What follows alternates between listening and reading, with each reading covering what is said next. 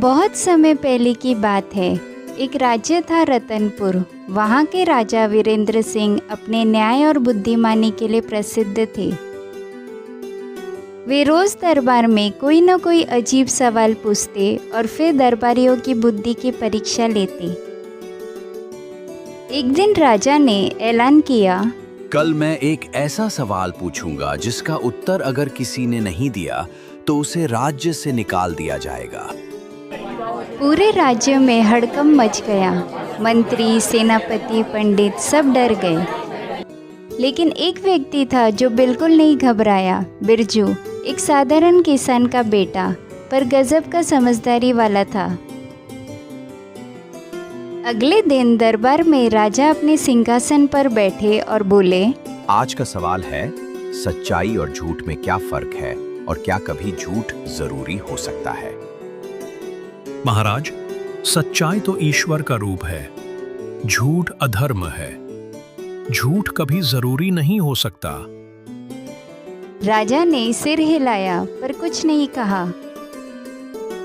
एक विद्वान पंडित बोले, धर्म ग्रंथों में लिखा है कि सत्यमेव जयते, इसलिए झूठ हमेशा पाप है। राजा मुस्कुराए। अगर एक डाकू तुम्हारे पीछे पड़ा हो और कोई पूछे कि तुम किधर गए हो, तो क्या तब भी सच्चाई बोलोगे? पंडित जी चुप हो गए।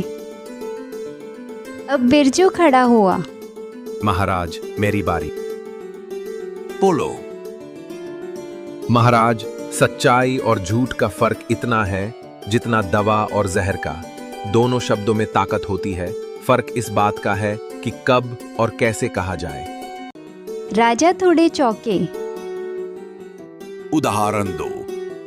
मान लीजिए, कोई माँ अपने बच्चे से कहती है कि अगर तुम दूध नहीं पियोगे तो भूत आ जाएगा। यह झूठ है, पर वह झूठ बच्चे की भलाई के लिए है। वही झूठ अगर कोई धोखा देने के लिए बोले तो पाप बन जाता है। राजा ने मुस्कुराते हुए पूछा, तो तुम कह रहे हो कि झूठ कभी कभी जरूरी हो सकता है? हाँ महाराज, जब वो किसी की जान बचाने, किसी को दुख से बचाने या किसी अच्छे उद्देश्य के लिए हो। तुम क्या धर्मगुरु बन गए हो जो अच्छाई बुराई तय करोगे? नहीं महाराज, मैं बस वही कह रहा हूं जो लोग रोज अपने जीवन में करते हैं। सच्चाई की पूजा होनी चाहिए, पर झूठ को भी नकारा नहीं जा सकता जब वो किसी की भलाई करे। राजा अब गंभीर हो गए। कुछ पल सोचते रहे और बोले, ठीक है, अगला सवाल, कौन ज्यादा जरूरी है, एक राजा या एक किसान? सब दरबारियों के पसीने छूटने लगे। सब जानते थे कि राजा स्वयं ये सवाल पूछ रहे हैं, कोई उनका अपमान नहीं कर सकता। बिरजू मुस्कुराया और बोला, महाराज, राजा का काम है राज्य चलाना, न्याय देना और रक्षा करना, लेकिन किसान का काम है पेट भरना। अगर किसान न हो तो राजा भी भूखा रहेगा। मतलब राजा किसान से छोटा है? नहीं महाराज, मैं ये नहीं कह रहा कि कोई बड़ा या छोटा है। मैं कह रहा हूं कि दोनों एक दूसरे के बिना अधूरे हैं। जैसे पानी बिना हवा नहीं रह सकता, वैसे ही राजा बिना किसान नहीं। राजा मुस्कुराए और बोले, तुम्हारी बातें सीधी होती हैं पर गहरी होती हैं। आखिरी सवाल पूछता हूं, सच्चा राजा कौन होता है?